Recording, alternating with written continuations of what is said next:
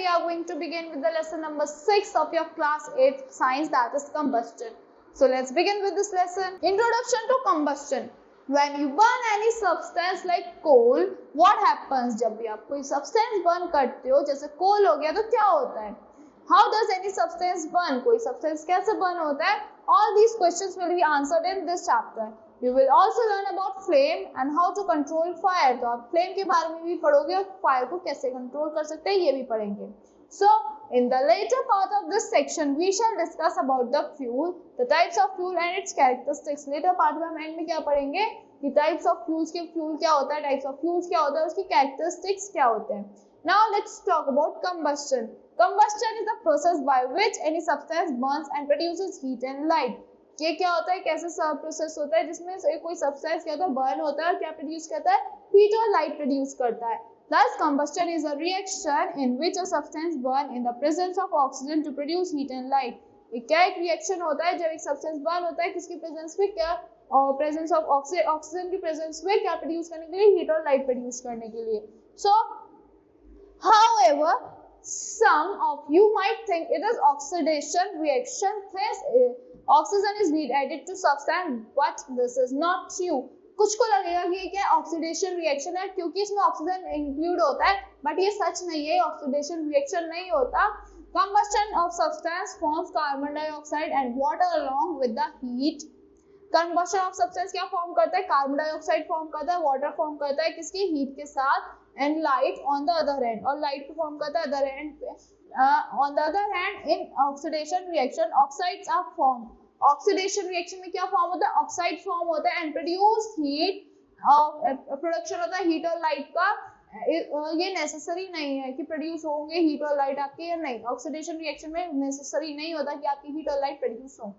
सिर्फ combustion results in release of heat. Combustion क्या होता है, रिजल्ट करता है क्या रिलीज करने में, हीट रिलीज करने में, हीट एनर्जी रिलीज करने में. You can say that combustion is a exothermic reaction. ये क्या है, एक्सोथर्मिक रिएक्शन होता है. When a substance is burned in the air, heat is always released, but the product form can be different. जब भी substance burn होता है air में तो क्या होता है, हीट रिलीज होती है, प्रोडक्ट जो हो सकता है आपका वो फॉर्म होता है, वो डिफरेंट होता है. When combustion occurs in enough oxygen, जब combustion होता है किसमें, enough oxygen में, the product form will be different from the product that will be formed when combustion occurs in insufficient oxygen. जो प्रोडक्ट फॉर्म होगा different होगा जो पहले वाले से. Now it is also true fact that not all substance show combustion. ये भी true fact है कि सारे substance combustion show नहीं करते. The substance like fuel, wood, etc. which burns in the air to produce heat and light are called combustible substance. इनको क्या कहते हैं, combustible substance कहते हैं. On the other hand, the substance like glass, stone, जो substance होते हैं हमारे, जैसे लाइक हो गया, ग्लास हो गया, स्टोन हो गया, etcetera, they do not burn in oxygen to produce heat and light, are called non combustible substance. जो क्या नहीं बर्न, कब यूज नहीं होते, they do not burn in the oxygen, oxygen में बर्न नहीं होते, क्या प्रोड्यूस करने के लिए, हीट और लाइट प्रोड्यूस करने के लिए, और उनको क्या कहते हैं, नॉन कंबस्टिबल सब्सटेंस कहते हैं. So now you have understood about the combustion and combustible and non-combustible substance. तो अब तक आप पढ़ गए, समझ आ गया होगा combustion क्या होता है, combustible क्या होता है, और non-combustible substance क्या होते हैं. So you should also know the condition which are necessary for combustion. तो आपको पता है, ये भी होना चाहिए कि condition क्या क्या necessary है आपके combustion के लिए. First condition is the presence of air. First क्या होती है कि आपकी air present होनी चाहिए. Without the presence of oxygen, burning of any substance cannot occur at all. Oxygen की बिना कोई भी substance burn नहीं हो सकता. To verify this condition, let's perform an activity. You may wonder if presence of oxygen is the only condition of combustion. Then why doesn't a piece of wood burst immediately as you light a matchstick and put fire to it? आपने देखा होगा कि oxygen के बिना कोई भी burning नहीं हो पाती, बट ऐसा क्यों है कि मतलब कि आप जैसे तुरंत कैसे बर्न नहीं होता वुड लॉन्ग आपका, जैसे आप उसमें एक क्या लगाते हो, एकदम से मैचस्टिक बर्न करते हो, पुट फायर, मतलब फायर पुट कर देते हो, क्यों बर्न नहीं हो सकता. One wood burst after some time, क्योंकि वुड थोड़े टाइम बाद बर्न करती है. किसकी वजह से होता है ये, this is because of the second condition which is the ignition temperature. ये सेकंड कंडीशन होती है, वो क्या होता है, इग्निशन टेम्परेचर होता है. इसकी वजह से आपका थोड़ा जो वुड होती है थोड़े टाइम बाद बर्न होती है. Ignition temperature is the minimum temperature at which any combustible substance starts burning. Ignition temperature आपका minimum temperature होता है जिसमें आपका एक combustible substance क्या करता है, start करता है burning. This is the reason why some substance so combustible doesn't start burning the moment they are set on fire. The ignition temperature of different substance will be different. जैसे ही fire लगाते हैं जो ignition temperature होता है different substance का वो different होता है. Substance having low ignition temperature will take less time to start burning in comparison to substance with have high ignition temperature. Substance होता है low ignition temperature को less time लगता है burning में as compared to substance with high ignition temperature. Have you seen any petrol tanker on the road? क्या आपने कभी देखा है कोई पेट्रोल टैंकर रोड पे? If you would closely look at the tankers, they will be a sign of highly inflammable. उन पे क्या होता है, एक साइन होता है highly inflammable का. What does that mean? उसका मतलब क्या होता है? You know, petrol burns immediately as it sets on burning. आपने देखा होगा पेट्रोल में एकदम से आग लग जाती है जैसे हम बर्न करते हैं उसे. It is because of its very low ignition temperature. क्योंकि उसका ignition temperature बहुत ज़्यादा लो होता है. That enables the fuel to burn as soon as it sets on fire. वो क्या enable करता है फ्यूल को बर्न करना जैसे उन पे फायर लगती है.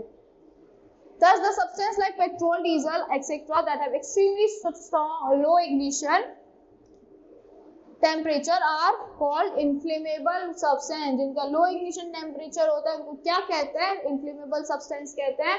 Due to this they catch fire very quickly. वो इस वजह से बहुत ज़्यादा quickly fire catch कर लेते हैं. Now let's talk about types of combustion. There are basically three types of combustion. First we will talk about spontaneous combustion. Sometimes there is no need of heat to enable combustion. कभी कभी कोई need नहीं होती heat की क्या enable करने के लिए, combustion enable करने के लिए. So in this type of combustion the substance get ignites up without even applying any external force. कभी कभी इस टाइम पे क्या होता है सब्सटेंस पे अपने आप से आग लग जाती है कोई एक्सटर्नल फोर्स के बिना.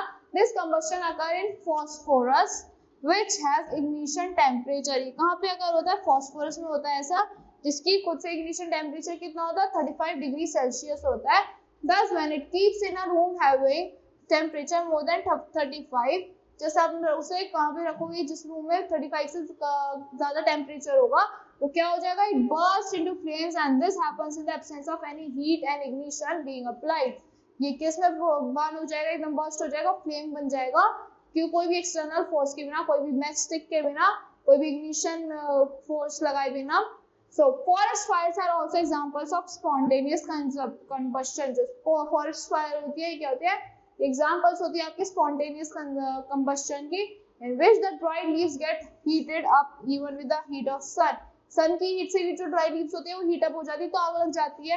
Thus resulting in the fire occurring across the forest. तो क्या होता है, पूरे आपकी फॉरेस्ट में फायर हो जाती है. Now let's talk about rapid combustion. In this condition the substance get heated up immediately. इस कंडीशन में क्या होता है, the substance immediately heat up होता है when it is ignited. The ignition of even a matchstick can cause burning up of substance. Ignition होता है matchstick का, ये भी क्या cause करता है, burning of substance cause करता है. A very common example of rapid combustion is the burning of stove. जो common example है इसका rapid combustion का वो क्या है, burning of stove है. When you lit the stove with a slit light or lighter or matchstick, the stove starts lighting and produces heat instantly. तो stove क्या करता है, लाइटनिंग स्टार्ट कर देता है. जब आप लाइट करते हो उसमें लाइट्स या कुछ भी, सो मैचस्टिक लाइट करते हो तो एकदम से लाइट करना स्टार्ट करता है. क्या कौन सी एनर्जी प्रोड्यूस करता है, हीट एनर्जी इंस्टेंटली प्रोड्यूस करता है. Now let's talk about explosion. Sometimes when you fire a cracker, you would see the firing will result into heat. जैसे आप क्या फायर करते हो, क्रैकर फायर करते हो, आपने देखा होगा जो किसमें एनर्जी निकलती है वो फायरिंग एकदम हीट में आती है, रिजल्ट करती है हीट में, लाइट में एंड साउंड में. Evolution of large amount of gas. इससे क्या होता है, large amount of gas evolute होती है. This particular type of combustion is which a substance get ignited instantly. जो आपका सब्सटेंस होता है इग्नाइट हो जाता है instantly and produce heat, light and sound called explosion. क्या प्रोड्यूस करता है, हीट, लाइट और साउंड प्रोड्यूस करता है, उसको क्या कहते हैं, एक्सप्लोजन कहते हैं. Now let's talk about controlling fire. You must have seen many cases in newspaper or may have yourself witnessed that sometimes fire broke out at some place and caused huge damage to life and property. आपने कभी कभी newspaper में पढ़ा होगा कि कहीं कभी आग लग गई, कहीं आग लग गई और किसमें बहुत ज्यादा ह्यूज डैमेज हो गई लाइफ को, प्रॉपर्टीज को. So thus it is very important that you control the fire that brings disaster. तो ये बहुत ज्यादा important है कि आप कंट्रोल कर लो उस फायर को जो डिजास्टर्स कर सकती है. You may have seen that sometimes when fire broke at some places, people throw water at a property to prevent it. आपने देखा होगा कभी जहाँ पे आग लग जाती है लोग क्या करते हैं, पानी गिरते हैं प्रॉपर्टी पे उसे आग को बुझाने के लिए. Sometimes may have to control fire, but not every time. कभी कभी हेल्प कर देती है फायर को कंट्रोल करने में, बट हमेशा नहीं करती. Because water helps in reducing the temperature of substance which has caught fire below its ignition temperature. तो water क्या करता है, reduce कर देता है substance को, उसको गीला कर देता है, उसकी heating power को कम कर देता है, जो क्या है ignition temperature पे below ignition temperature है. But sometimes water does not help in controlling fire. कभी कभी help नहीं करता water control करना fire को. For example, in case of burning electrical wires, जब आपके electrical wires burn होते हैं, throwing water can enable the flow of current in the appliance. It could result in electrical shock. जो आप water throw करते हो, वो कभी नहीं करना चाहिए electrical circuit पे जब आपकी आग लगती है. इससे क्या हो सकता है, आपको electrical shock लग सकता है जहाँ तक आप water के touch में होगे. So, thus it is important that you must know precise ways to prevent fire. आपको precise ways पता होनी चाहिए कि fire को कैसे prevent कर सकते हैं. As you have learned in the previous section that there are three conditions of combustion. जैसे three condition होती है combustion की, thus you can eliminate the condition. Then you would be able to control fire. आप enable कर सकते हो उन conditions को, फिर आप क्या कर पाओगे, fire को control कर पाओगे. Some of the ways to prevent fire are, कुछ ways है यहाँ पे fire को prevent करने के लिए, like eliminating the combustible substance. Eliminate करने के लिए combustible substance को, if you can remove the combustible substance, then you would be able to prevent fire from spreading. However, if fire is breaking out at some building, then this method would not work. जैसे किसी building में fire लग रही है तो ये method वहाँ पे work नहीं करेगा. Now, reducing the temperature of substance below ignition temperature. Reduce करना temperature के substance की temperature को ignition temperature से. This can be done by the use of water. ये किससे हो सकता है, water के use से हो सकता है. As discussed above, water can be used to reduce the temperature below its ignition temperature. Water use हो सकता है reduce करने के लिए temperature को जो उसके ignition temperature से होता है. You can, ignition temperature is the minimum temperature. Ignition temperature क्या होता है, minimum temperature होता है required by the substance to burn. किसमें required होता है, एक substance को required होता है burning के लिए. Thus, when the temperature is below ignition temperature, जब temperature आपका क्या होता है, below होता है ignition temperature से, the fire can be controlled. जो आपकी fire होती है वो control हो सकती है. But sometimes this method does not work, like in case of oil, petrol. अब कभी कभी method work नहीं करता oil और petrol के case में, क्योंकि वो dissolve नहीं होते water में. When substance like oil, petrol burns, when we throw water, petrol being lighter than water floats on the surface of water. जो पेट्रोल लाइटर होता है तो क्या फ्लोट, कहाँ पे फ्लोट करता है, सब्सटेंस पे, वाटर की सब्सटेंस पे फ्लोट करता है and keep burning. Thus this method would be of no use under such fire. तो ये मेथड जो होता है आपको कोई यूज में नहीं होता ऐसी फायर्स में, क्योंकि फ्लोट करता रहेगा. जैसे ही आपका जहाँ तक आपका वाटर फ्लोट करेगा वहां तक फायर लगती जाएगी. Now eliminating the supply of oxygen. Oxygen की सप्लाई को रोक देना. You know air is necessary for combustion. combustion के लिए क्या necessary होता है, air necessary होती है. Thus, you could eliminate the supply of air, oxygen and prevent fire. आप eliminate कर सकते हो supply of oxygen, air की या oxygen की supply eliminate कर सकते हो, prevent कर सकते हो fire को. This can be done by either eliminating oxygen or pouring carbon dioxide. क्यों हो सकता है eliminate करने की वजह से oxygen को या pour करने के लिए carbon dioxide को. So carbon dioxide being heavier than oxygen. जो carbon dioxide होती है heavier होती है oxygen से, forms a blanket around fire. ये क्या form करती है, एक blanket form करती है कहाँ पे, आपकी fire के around. As you know, combustion does not occur in presence of carbon dioxide. This would control the fire. Combustion कहाँ नहीं होता, carbon dioxide की presence में कभी भी आग नहीं लगती. तो इससे क्या हो सकता है, आपकी fire prevent हो सकती है. So इससे control हो सकती है आपकी fire. This concept is used in fire extinguishers. आपके fire extinguishers में सबसे ज़्यादा क्या होता है, carbon dioxide present होता है. You may have seen fire extinguishers in your homes, schools and other buildings. आपने देखे होंगे cylinders आपके homes में, schools में, buildings में, hospitals में. But do you know what is the white substance that is throws when fire broke out? क्या है वो white substance जब वो आग लग जाती है, क्या throw करता है? It is the carbon dioxide which is compressed at high pressure in the cylinders. वो high pressure पे निकलती है, वो क्या होती है? वो carbon dioxide होती है. So when fire breaks out, we use fire extinguishers which throw CO2, which forms a blanket near fire. क्या form करती है? Blanket form कर देती है fire के near, which eventually cuts the connection of fire and oxygen. ये क्या connect कर देती है? Fire और oxygen का connection को cut कर देती है. Since there is absence of oxygen, फिर क्या होता है? अब absence of oxygen हो जाता है. A fire puts out, आपकी fire बुझ जाती है. There is another way to use CO2. Another way है use करने का CO2 को इन fire extinguishers में भी use होती है. Solution of sodium carbonate or potassium carbonate can be kept in the cylinders. So solution किसका? Sodium carbonate का, potassium carbonate का आप cylinder में रखोगे. So when these solution react with fire, it gives off CO2. जब ये react करता है किससे? फायर से, तो क्या निकालते हैं? CO2 निकालते हैं, which prevents and put out fire. वो क्या करते हैं? आप फायर को बुझा देते हैं. Now let's talk about flame. Observe a burning charcoal and burning kerosene. Observe करो burning charcoal को और burning kerosene को. What do you observe? क्या observe करोगे? You would see when the charcoal is burned, no flame is generated. While when you burn kerosene in a stove or somewhere, a flame would be seen. जब आप charcoal जलाओगे तो कोई flame नहीं आएगा, और जब केरोसिन को बंद करोगे तो क्या आएगा? फ्लेम आएगा. Why do some substance show flame on burning while some don't? कुछ क्यों करते हैं कुछ show burning के टाइम flame और कुछ क्यों नहीं करते? This is because of the concept of flame. किसकी वजह से है? Concept of flame की वजह से है. The flame is a region where the combustion of a substance takes place. क्या एक region है जहाँ पे combustion of a substance अपना take place करता है. You know, when you burn any substance, the temperature rises up, thus converting solids into liquid and then liquid into vapor. तो क्या करता है? जब combustion, जब substance आपका temperature rise up करता है, convert करता है तो solid को liquid में, और liquid को किसमें? water vapor में. So, but the period of transition from solid to vapors is different. जो period होता है transition का solid से vapor में, ये थोड़ा different होता है. The substance that can be vaporized easily shows flame. जो easily vaporize हो जाता है वो क्या show करता है? Flame show करता है. Which while substance that cannot be vaporized easily show any flame. So जो easily vaporize नहीं होता वो कोई flame नहीं दिखाता. This is the reason you would see when you burn kerosene, it rises up in the wick and vaporizes.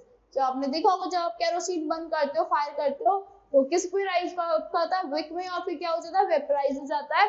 These vapors burn in with flame. जो vapours होता है क्या होता है? बर्न होता है किससे? फ्लेम से.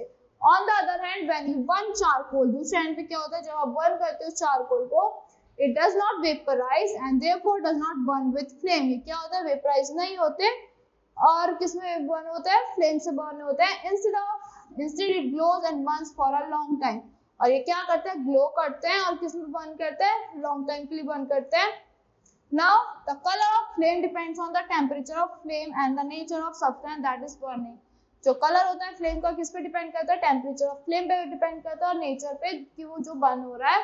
If the supply of oxygen is enough, जो सप्लाई होती है ऑक्सीजन की वो काफी अच्छी है, then flame will be of blue color. जो फ्लेम होता है वो किस कलर का होगा? ब्लू कलर का होगा. Whereas flame would appear red if you provide insufficient air. अगर insufficient air होगी, ऑक्सीजन insufficient होगी, तो flame red कलर का होता है. In the next segment, you would study about the candle flame. अब हम किसके बारे में पढ़ेंगे?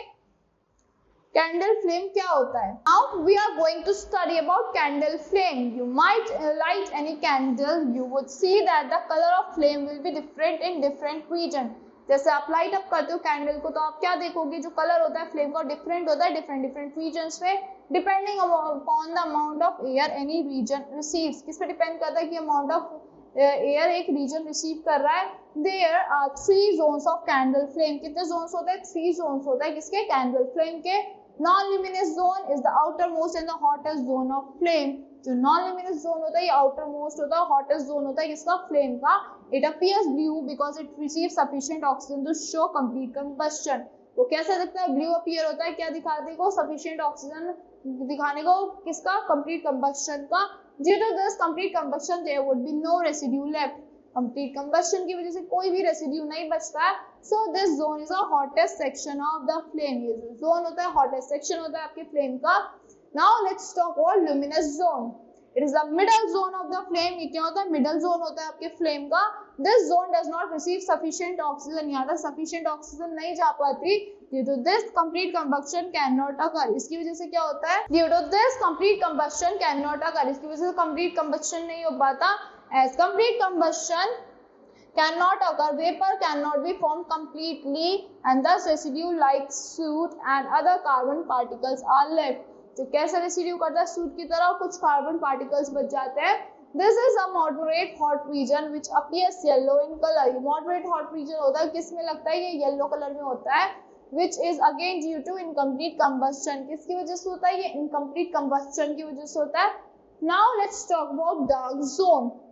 This is the innermost region in the flame. क्या होता है? एक इनरमोस्ट रीजन होता है फ्लेम में। This is dark zone.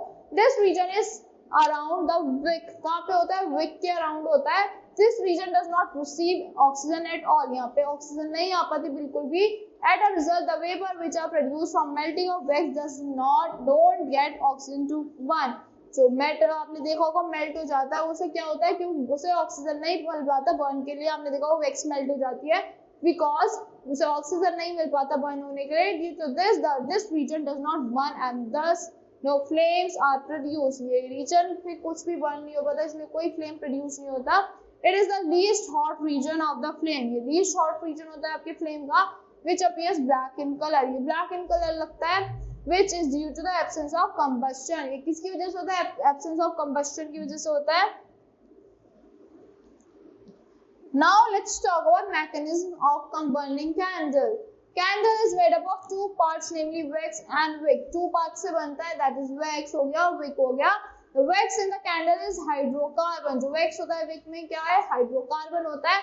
As the name suggests, hydrocarbons are the compounds that are made by hydrogen and carbon। ये क्या होता है? कंपाउंड्स होते हैं जो किससे बनते हैं? हाइड्रोजन और कार्बन से बनते हैं। On the other hand, wicks is an absorbent material। wicks क्या है? wick क्या है आपका?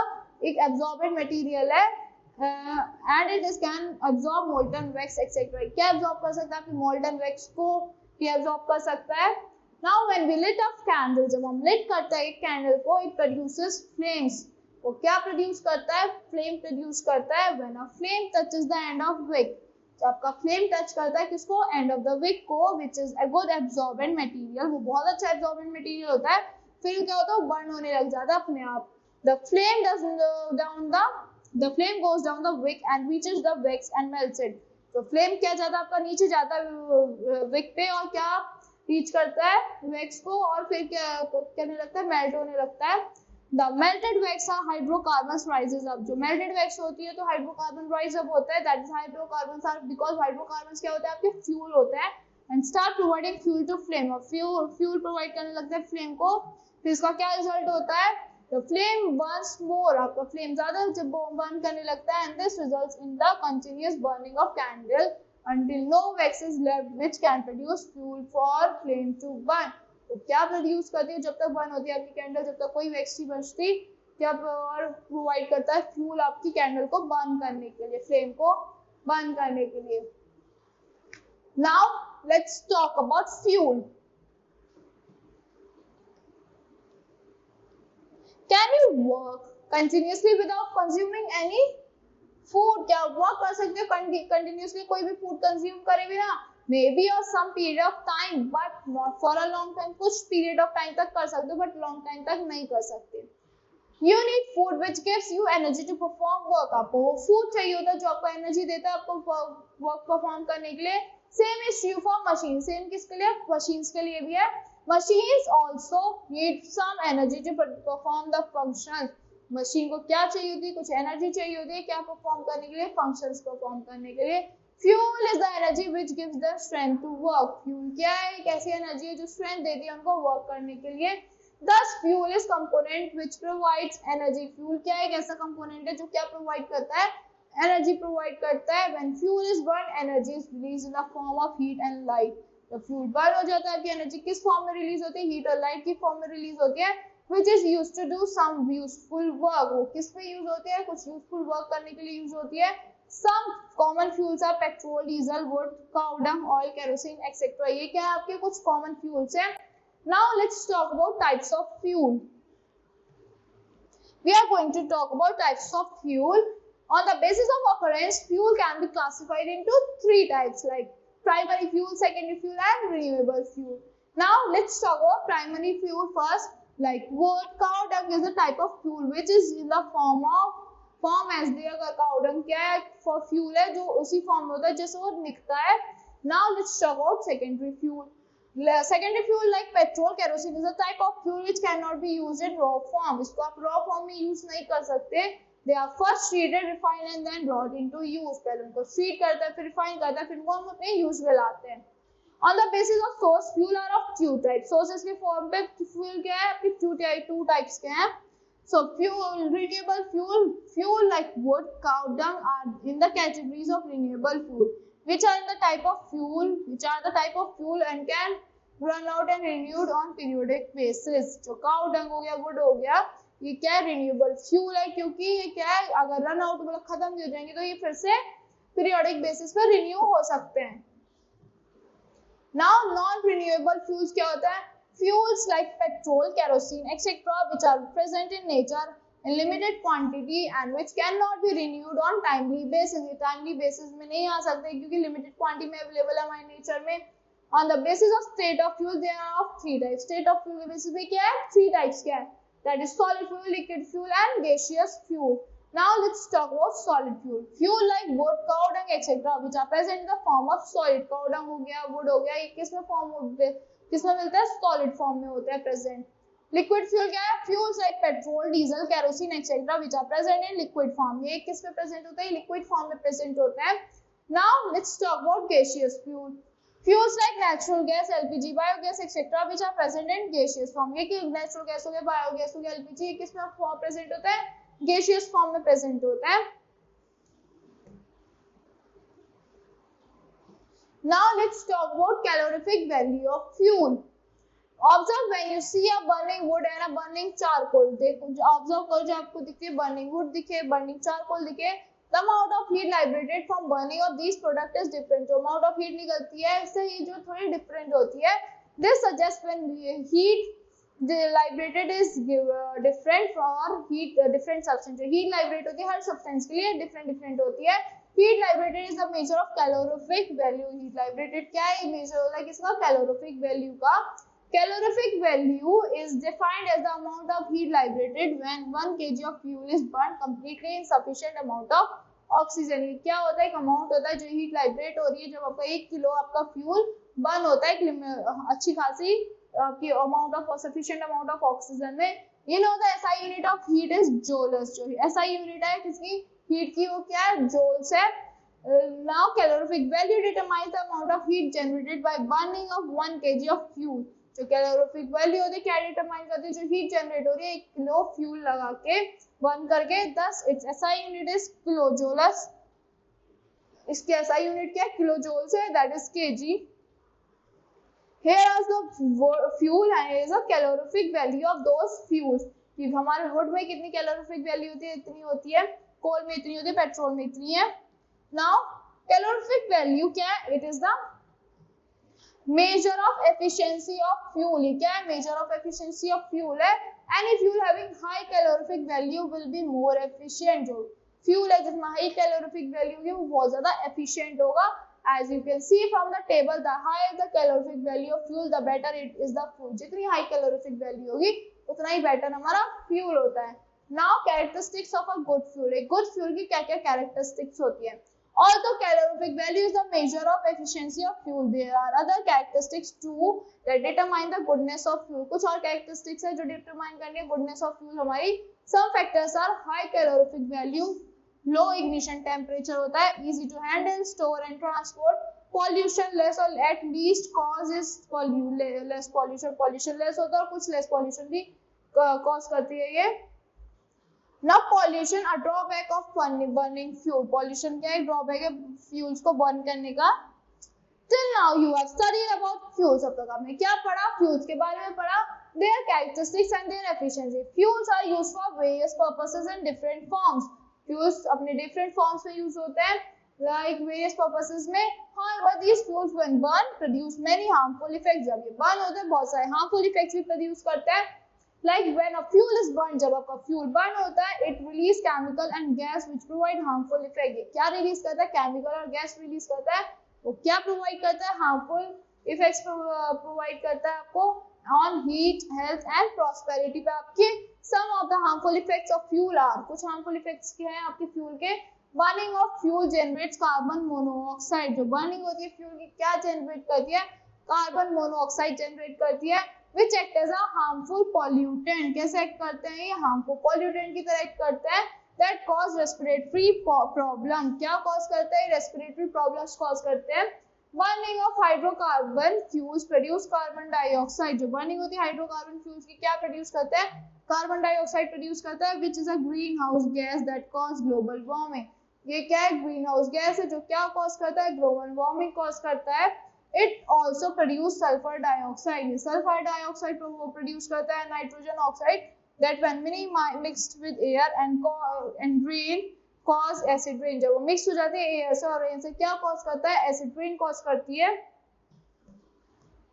It also release lead particles. क्या रिलीज करती है? lead particles को रिलीज करता है that are poisonous and cause pollution. जो poisonous होता है क्या कॉज करता है? वो pollution कॉज करता है. Mining of coal and other fossil fuel also results in the destruction of places and can be danger for the lives of human beings.